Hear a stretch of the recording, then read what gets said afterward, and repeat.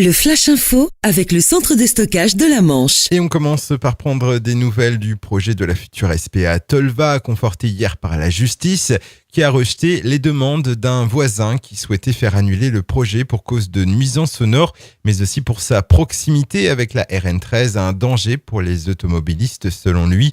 Suite à cette annonce, les travaux vont donc pouvoir commencer, c'est ce qu'a indiqué le directeur général de la Société protectrice des animaux.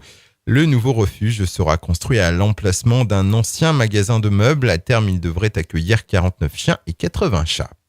Hommage silencieux hier pour le jeune homme de 17 ans qui a perdu la vie le week-end dernier, percuté par une voiture alors qu'il revenait d'une discothèque à Brie. Une centaine de personnes étaient réunies hier après-midi devant le collège d'Hydro avant d'entamer une marche blanche. Du côté de l'enquête, l'autopsie pratiquée hier nous apprend que l'adolescent était bien sur la route lorsqu'il s'est fait renverser par une voiture et qu'il était en train de faire du stop. On ignore pour l'instant quel était son taux d'alcoolémie. Une femme condamnée à 4 mois de prison avec sursis au tribunal de Cherbourg en janvier dernier. Elle avait menacé par téléphone de faire sauter une banque de Tour-la-Ville. Une plaisanterie de mauvais goût qui d'autant plus est survenue quelques jours seulement après les événements parisiens du début 2015. Principale raison à ces menaces, un litige opposant la femme à l'agence bancaire.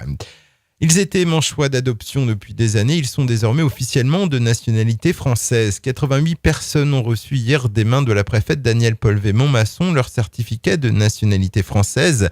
Parmi eux se trouvent parfois des familles entières, des jeunes enfants, mais aussi une Anglaise de 71 ans. Installée à Gouville-sur-Mer depuis 8 ans, elle a souhaité avoir la double nationalité. On termine avec du sport. C'est aujourd'hui le grand départ du Tour de la Manche. C'est du vélo, 51e édition cette année. Ça se passe du 7 au 10 mai. Un parcours qui empruntera essentiellement le sud du département. L'étape du jour relie Valogne à Tessy-sur-Vire pour 165 km de course. Départ à 13h30. Le Flash Info vous a été présenté par Landra, centre de stockage de la Manche à Digulleville. Pour en savoir plus et visiter notre centre, 0810 120 172, coup d'un appel local.